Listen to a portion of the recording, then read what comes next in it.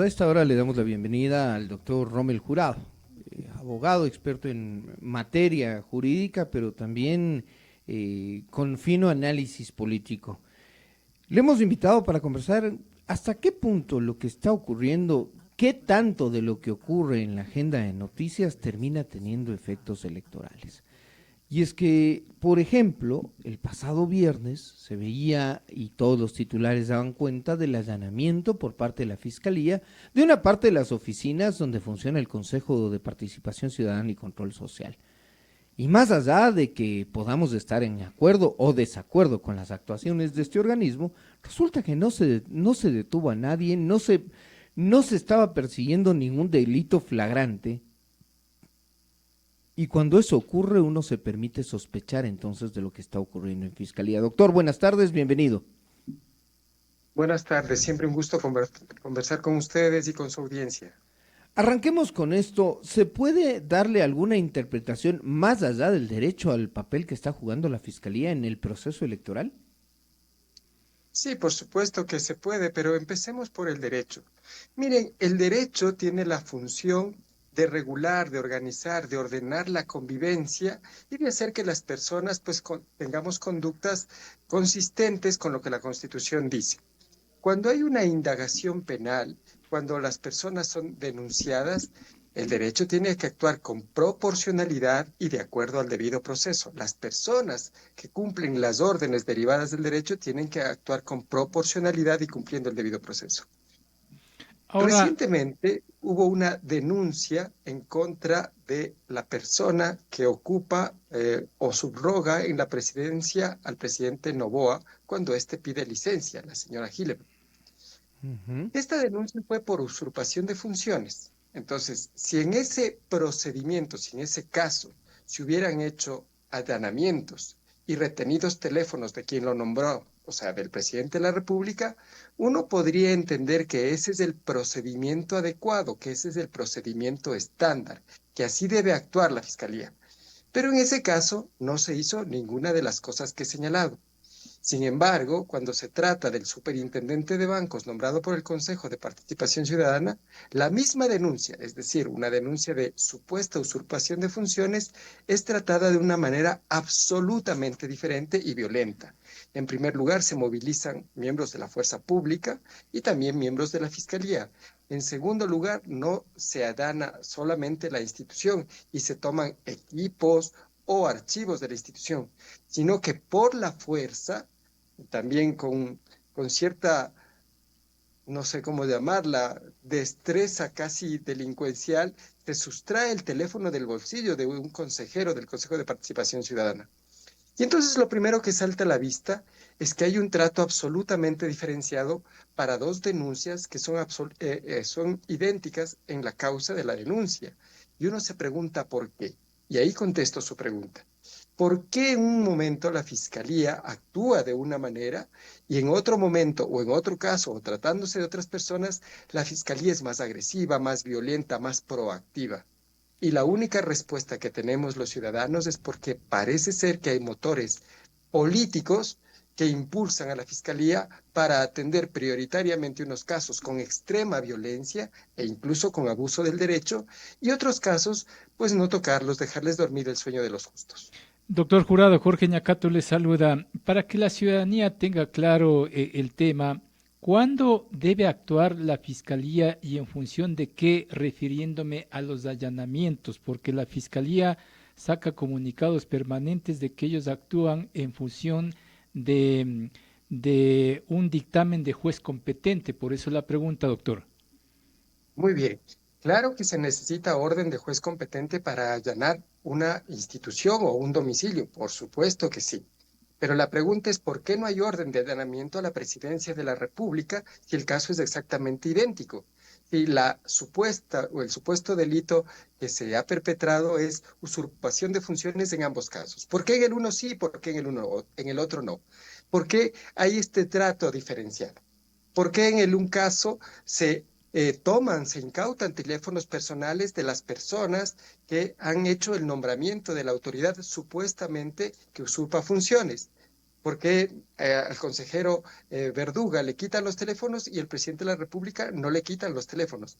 Esas son las preguntas que causan preocupación, porque es claro que hay un doble rasero en el uso del derecho. En el un caso no se libra orden de allanamiento, porque sí, ¿por qué no en el otro? Entonces, esas son las cosas que marcan la diferencia. Eso es lo que nos lleva a pensar, al menos a sospechar, que la Fiscalía está actuando por motivaciones políticas y usando el derecho como un arma de persecución. Doctor, en este sentido van apareciendo varios titulares a lo largo de la semana anterior y sobre todo en este fin de semana. Voy a citar un caso a propósito de lo que ocurre en Venezuela, ¿no? Donde hay un gobierno que no tiene un reconocimiento democrático por varios países. ¿Sí? Aparece este tema de Venezuela, se vuelve recurrente en época electoral en el Ecuador, pero esta vez con un añadido.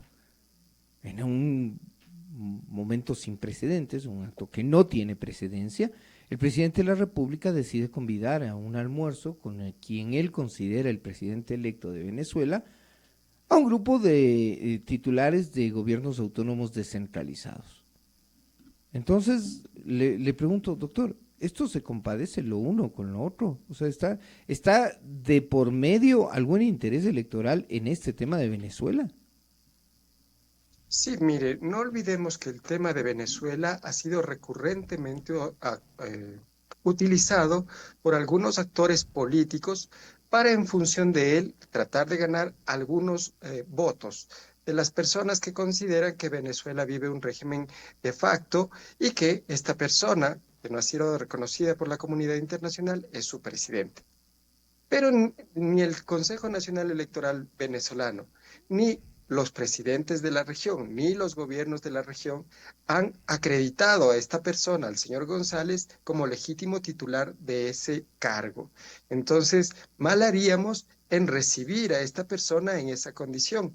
Sin embargo, el presidente del Ecuador, por ser presidente del Ecuador, tiene la potestad de reconocer a quien él considere conveniente, a pesar de no tener estos instrumentos que le he señalado, como un representante legal o un ganador de unas determinadas elecciones. Pero esto, por supuesto, no obliga a ninguna otra persona ni a ningún otro funcionario. Más aún si este acto de supuesta solidaridad o conversación democrática con esta persona ocurre en el marco de una campaña electoral. De hecho, tanto el alcalde de Guayaquil, la prefecta de Pichincha y el alcalde de Quito han dejado claro que no participarán en un acto que tiene claros visos electorales y más bien han invitado al presidente de la República a reunirse con los ciudadanos y con las autoridades de esas ciudades para discutir problemas apremiantes de las personas: inseguridad, viabilidad, acceso a la educación pública, acceso al espacio público, provisión de servicios básicos. Y frente a eso, lastimosamente, el presidente Noboa no ha dicho nada. Parece ser que con los ciudadanos ecuatorianos y las autoridades de las ciudades grandes y provincias grandes del país no quiere reunirse. Doctor, más allá del aparente juego político utilizando el caso Venezuela, ¿usted considera que en Venezuela hay una democracia y que el señor Maduro está respaldado por la votación popular? Mire, es difícil para un extranjero hacer juicios de valor sobre estas situaciones. Yo podría, por ejemplo, decir, yo considero que en Estados Unidos no hay democracia, Ujú. o que en Argentina no hay democracia, o que en Venezuela no hay democracia. Este es un juicio de valor que puede provocar, dependiendo de quién lo produzca, digamos, un conflicto, una mala interpretación, una tensión entre las personas que producen la acusación y quienes la reciben. Yo creo que hay que ser respetuosos de los procesos de cada país y, salvo que esos países activen la Carta Democrática de la OEA y las instituciones y las entidades correspondientes se produzcan, pues más bien abstenernos de hacer juicios de valor sobre cómo viven la democracia en los demás países. Como digo, lo que yo diga o no diga, como un simple ciudadano, si quiere usted como alguien que puede opinar públicamente, no impactará. Pero cuando lo dice un dirigente político, cuando lo dice una autoridad pública, por supuesto que hay impactos que pueden causar tensiones en las relaciones diplomáticas de los pueblos. Y en eso hay que ser muy cuidadoso y muy respetuoso. Doctor, nuevamente, entonces, ¿cómo estar alerta de qué es algo que ocurre con intenciones electorales y de qué es, por ejemplo, el actuar legítimo de las instituciones que administran justicia o de la institución que como Cancillería o Presidencia de la República conducen las relaciones internacionales? ¿Cómo diferenciar a qué nos enfrentamos? Mire, en el caso del derecho penal hay unos principios para la actuación: la pertinencia, la oportunidad, la necesidad, la proporcionalidad. Entonces uno dice, a ver, ¿era pertinente pedir un allanamiento? ¿Cuál era el riesgo? ¿Para qué se pide un allanamiento? ¿Qué justifica el allanamiento? No solo es que un juez lo haya firmado, sino que debe haber una justificación en derecho y una justificación basada en los hechos. ¿Era oportuno? ¿Era proporcional? ¿Era necesario? Yo creo sinceramente que el uso del derecho penal en este caso no era ni pertinente, ni proporcional, ni necesario. ¿Por qué razón? Porque se trataba de un acto administrativo que otorga un nombramiento a una persona, como se ha hecho muchas veces en el país. Y esos nombramientos pueden o no gustarle al presidente de la República, pueden o no gustarle a cualquier otro ciudadano, pero en derecho las cosas se deshacen como se hicieron. Es decir, una persona una autoridad que ha hecho un nombramiento de este tipo, si lo ha hecho infringiendo la ley, es al juez competente, ya sea en el ámbito constitucional o en el ámbito administrativo, que le corresponde enmendar la actuación. Aquí hay una intervención inoportuna, innecesaria, desproporcionada y desde mi perspectiva con interés político en contra de los consejeros del Consejo de Participación Ciudadana. ¿Qué oscuros intereses mueven esa activación de la Fiscalía? No lo sé. Doctor Jurado, lo que usted analiza hace pensar que el problema está en el Consejo de Participación Ciudadana y Control Social, y digo problema porque los políticos o distintas organizaciones políticas aparentemente intentan captar este organismo de control que entre sus facultades tiene la designación o tiene la facultad de designar titulares de órganos de control, y es la lucha precisamente de cooptar esos organismos que hace que el Consejo de Participación Ciudadana sea apetecido. ¿Cómo lo lee usted, doctor? Dos respuestas, Jorge, porque su pregunta es muy interesante. La primera es que la actuación que me parece ilegal, innecesaria, inapropiada, inoportuna, desproporcionada es la actuación de la Fiscalía. Me parece que hay un abuso del derecho de parte de esa institución que está judicializando desde lo penal una cuestión que debió resolverse o en el ámbito constitucional o en el ámbito administrativo. Esa es la primera cosa. Pero su pregunta me lleva a la reflexión de lo que ahora significa en este momento el Consejo de Participación Ciudadana en la vida democrática del país. Por mucho tiempo se ha creído que la Constitución del 2008 podía dar un salto cualitativo de la democracia representativa a la democracia participativa.